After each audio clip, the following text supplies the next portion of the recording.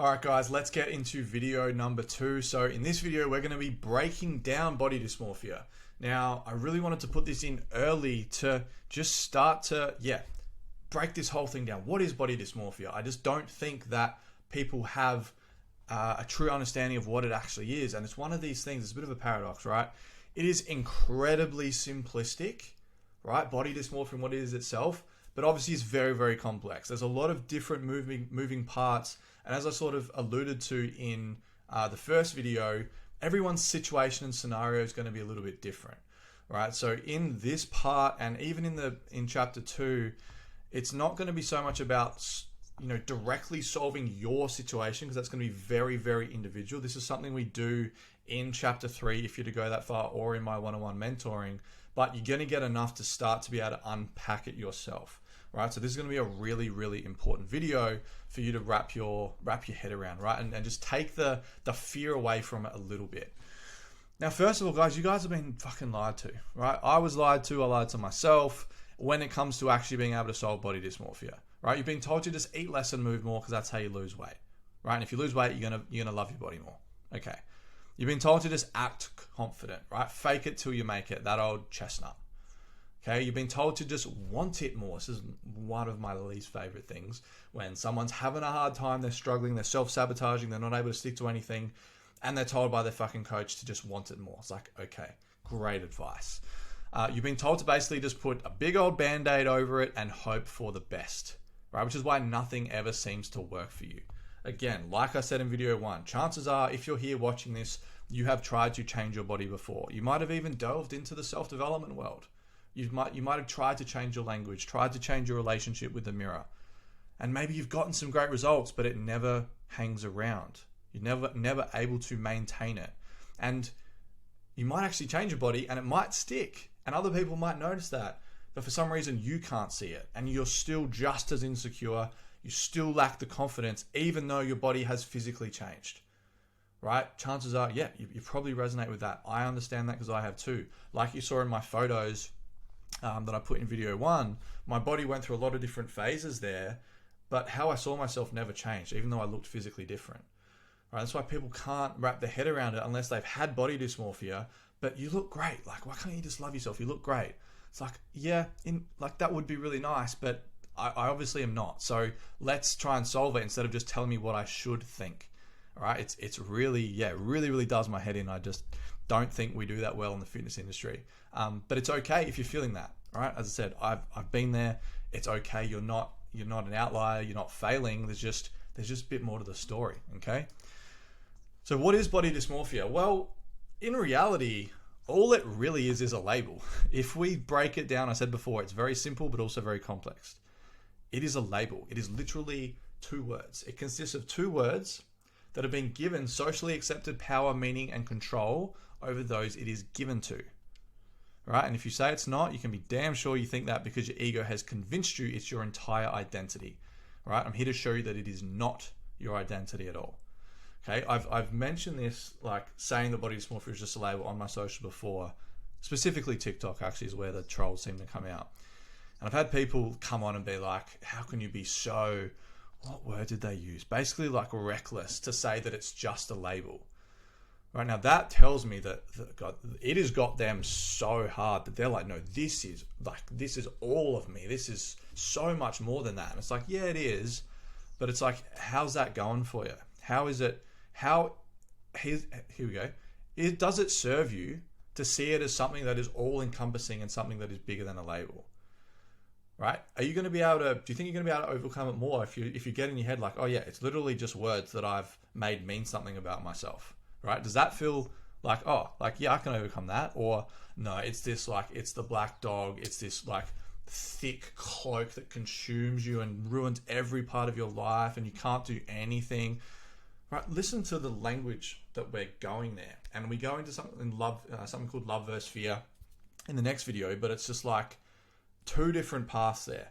You are in control of what meaning you want to place on it, and this is what I got to as well. I was like, body dysmorphia, just words, and we've just grown to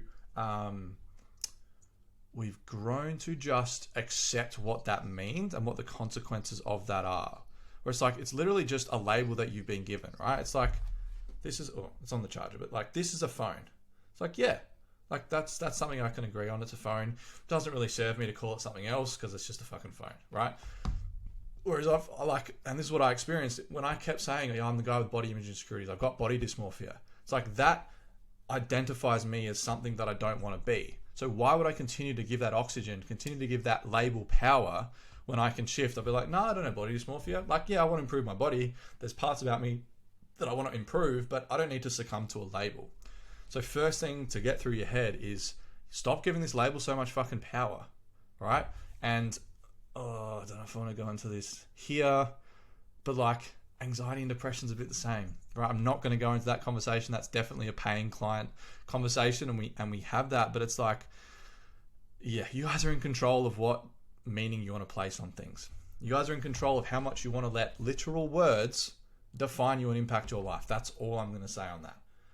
Okay, so that's the first piece we need to understand. Now, this is sort of a three-part in terms of breaking it down, right? So we have body dysmorphia. This is the label, right? And when we have something labeled like this, it has different characteristics or traits. Okay, so there's probably a lot more. These are just the 6 that I generally go with, right? So when we hear body dysmorphia, and again, this is from my experience too, and client experience, when we hear body dysmorphia, there's a certain set of language and way we talk to ourselves, right? Yep, I've got body dysmorphia. I don't like my body. Therefore, I'm going to talk about myself XYZ. I'm going to tell myself that I look gross, that I look fat in these, that no one's going to find me attractive, that I'm not worthy, I'm not good enough, right? There is a way that we talk to ourselves when we believe we are suffering with body dysmorphia. All right, so there is your language.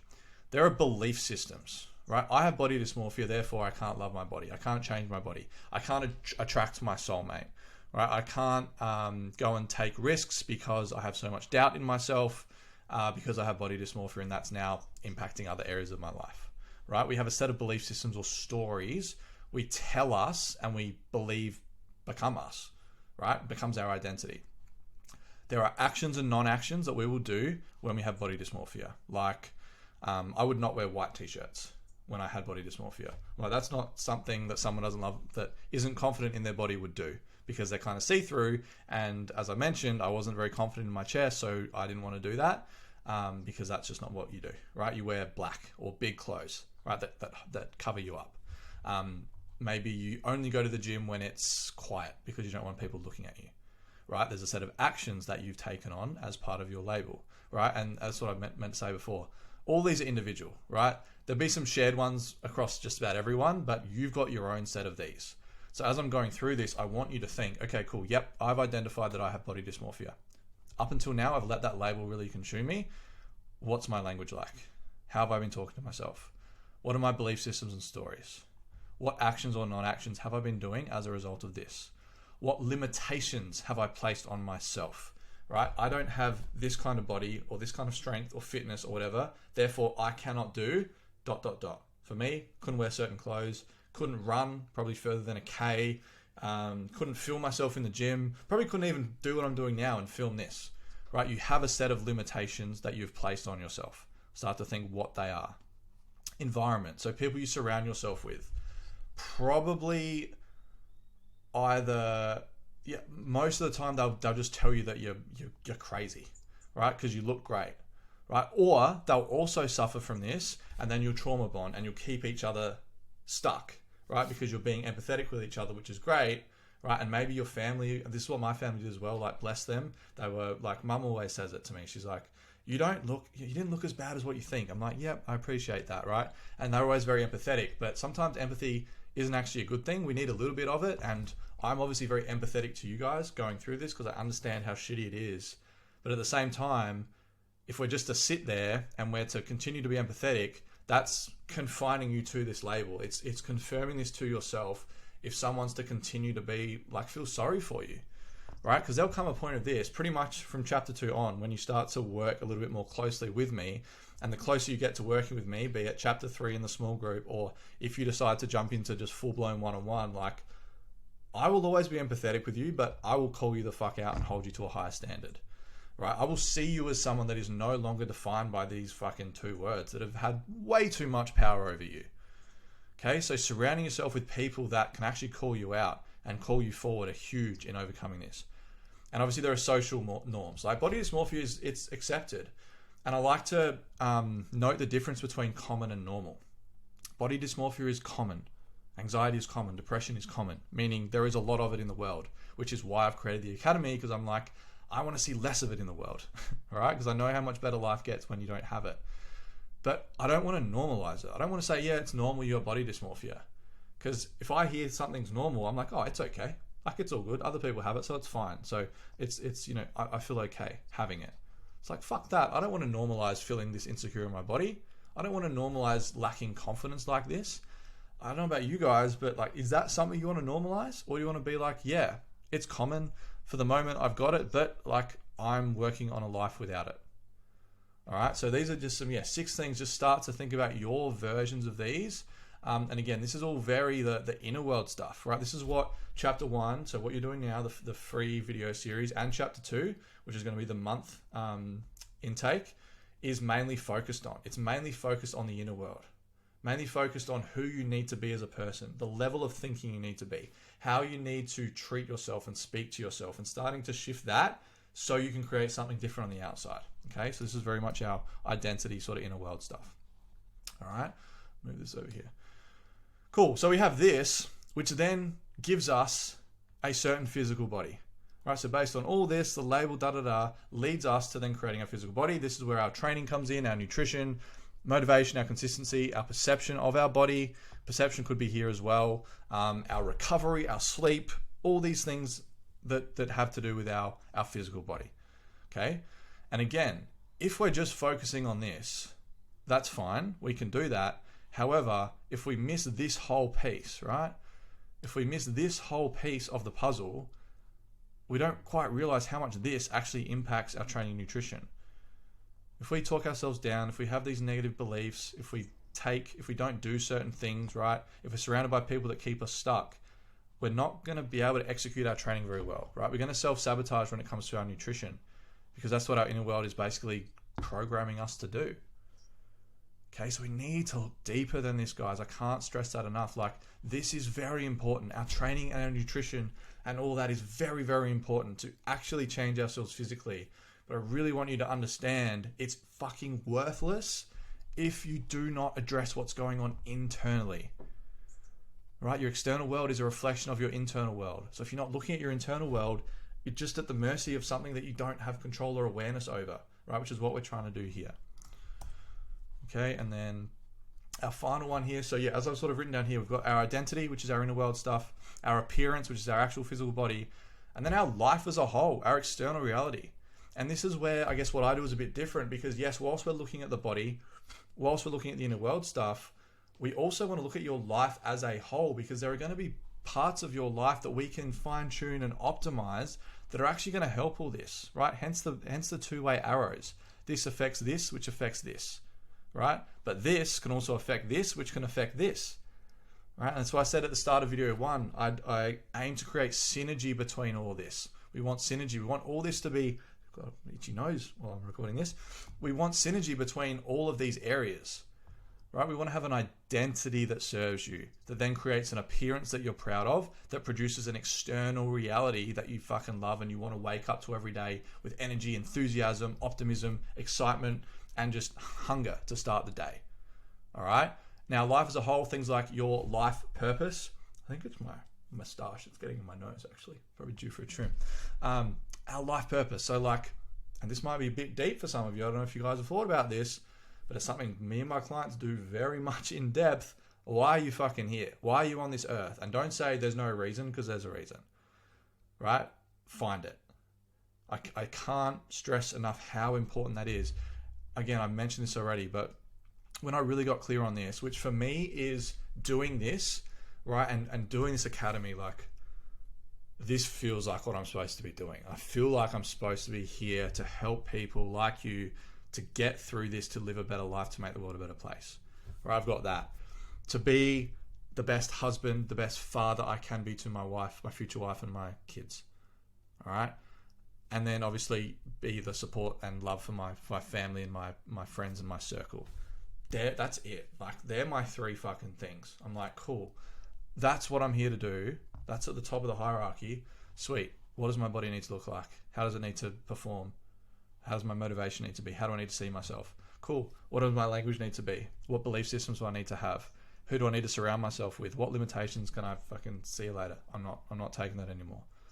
Right? What social norms do I'm just going to choose not to buy into that. Like, that just doesn't serve me in my life. Right? Getting clear on this, again, will give you so much clarity and motivation. Relationships, right? Valuing your relationships, be it intimate or with mates or with your family, right? The level of connection you have in your relationships. Again, having body dysmorphia can impact that, especially your intimate relationships, especially when it comes to intimacy in the bedroom, right? And that's a real shame to have your connection limited by how you feel in your body, right? That's something that should be so beautiful and special between 2 people that are in love, but your fucking body and your body fat percentage is impacting how you show up in the bedroom. Like, that's a shame. Like, we don't want that. All right. So that comes into it. Your career, what are you doing? Are you going to work and just punching the clock and hating your boss and gossiping and just doing your 8 hours and going home and feeling tired and depressed and it's Groundhog Day, right? Living to pay the fucking bills, right? Are you actually like lit up, like doing this stuff? This is my job. Like, this lights me the fuck up. I love doing this stuff. I love doing this stuff. Okay. So this again feeds into all of this. And my lifestyle, what do you do for fun? What are your hobbies? Right? Outside of just training and going to work and maybe seeing some friends, like, what do you actually do? Right? Read? Do you go to the beach? Do you do like a martial art or a sport? Or do you go on adventures, road trips, travel? Like, what do you want this to be? All right. And I've got a really cool thing that I give to those of you that are going to jump into chapter 2 called the Dream Bible, where you can really start to get clear on all this. Right? And again, once we start to get clear on all of these areas, I know it seems a lot when it's put on a screen like this, and you might be like, I don't know where to start. This is all very confronting, and like, that's okay. It's all good. As I said, this isn't meant to, you're not meant to understand all this and then go bang, cool, I'm going to do it all now. This is just to give you an awareness of what needs to happen. And this is like, we cover all this the further you go into the academy. All right. So don't stress. I'll talk you through all this in a lot more detail than I am now, and we'll really get it clear for you and how it needs to be for you. All right, but this is body dysmorphia, guys. Like, these are all the things that I needed to heal and I needed to work through for me to get to where I am now, and what I've done with clients time after time after time to not only change their body, but to shift their life as a whole and how they actually view themselves. Right? And obviously, there's a lot more than what we have here. All of these have little like subcategories as well that we can look at. Right? But this is body dysmorphia, right? And as you can see, it's more than just your training nutrition. And it might make sense, like, yeah, that's all I've ever focused on. I haven't looked at any of this. Certainly haven't looked at my relationships, how I'm showing up there, my job, my lifestyle. Maybe you're just unaware of how all this has impacted things for you. And that's okay. That's why you're here. Okay.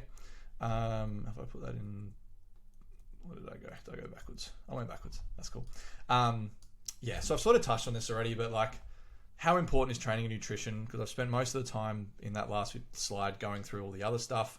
But only if you have everything else in place. Like, people that I work with, my clients, like, yeah, as I said, we do their programming, I do their nutrition like any PT or coach would. It's nothing special, but it's like, what's different about how I do it is I know the person is going to be able to execute what I give them, right? And I know if something comes up or they self-sabotage or they doubt themselves or whatever whilst they're in the gym or they're training or they're just on their journey, we can look at what it is and we can get to the fucking bottom of it. And I can actually help them specifically, and they can have some awareness to help themselves specifically instead of just pushing it down and me going, oh, just work harder, right? We'll just drop your calories, right? If that's not the fucking problem, then that's not the solution. Okay, so it's just as important as anything I've mentioned, but again, you have to be able to execute it, and if you haven't been able to execute it, then it's probably not the actual problem. Okay. Okay, so to wrap up this video, is a task for you to do, sort of similar to what we did in the last video, but a little bit more specific. So I want you to do an audit of these different aspects of your life and have some honest conversations, spell check, around where they're at with, and have some honest conversations around where they're at with yourself. Yeah, that's right. Have a conversation with yourself. Sometimes you write something and then you read it kind of quick and it doesn't make sense to you, but yeah, that makes sense apart from the D in around. Okay, so these are basically all the things that I've just gone through in that model. So language, yeah, how do you talk to yourself? I said this in video 1, but it's worth repeating. How do you talk to yourself? That's the easiest thing you guys can start literally right now. Stop putting yourself down. Stop making jokes at your fucking expense, right? It's not cool. It's not funny. It's only reaffirming to your unconscious mind that you are what you are saying about yourself. Fucking stop it. Best piece of advice I can give you. Beliefs. What do I believe about myself, my body, and my ability to change? Environment. Who am I surrounding myself with / giving my power to? The quickest way you can reaffirm your body dysmorphia, keep it around, make it worse, is give your power to the opinions of other people that have their own shit to deal with, right? Like, I will tell you straight because I want you to be successful, right? Whereas someone on Instagram or maybe a toxic ex-partner have other motives. So if you're to wrap your self-worth up into what they say, it's not going to end well, right? So who are you giving your power to? Purpose. Yeah, why can I not afford to have body dysmorphia anymore?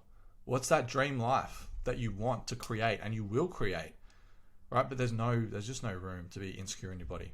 Career, am I doing something that I love, right? Maybe you are, and that's sweet. If not, okay, just think about it.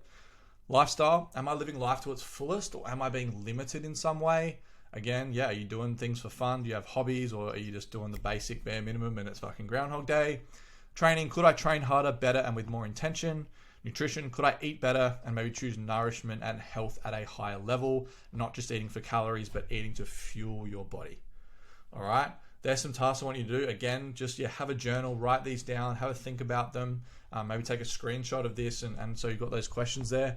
But again, keep digging, guys. I'll say this at the end of every video. Keep digging. Keep seeking more clarity, more awareness. Just get everything out. That's the point of these 5 videos. It's not to solve anything just yet. It's not to fix anything. You might find some solutions in here, but that's not the intention of this part. This is just like, cool, let me just get everything out on the table so I can actually look at what's going on, and then we can go about working out what we need to solve, right? Which we do in later parts of the academy. All right, guys. Any questions, let me know. Otherwise, enjoy these. Be open, be vulnerable. Don't push anything down. Get it out no matter how uncomfortable it might be. And I'll see you in the next video.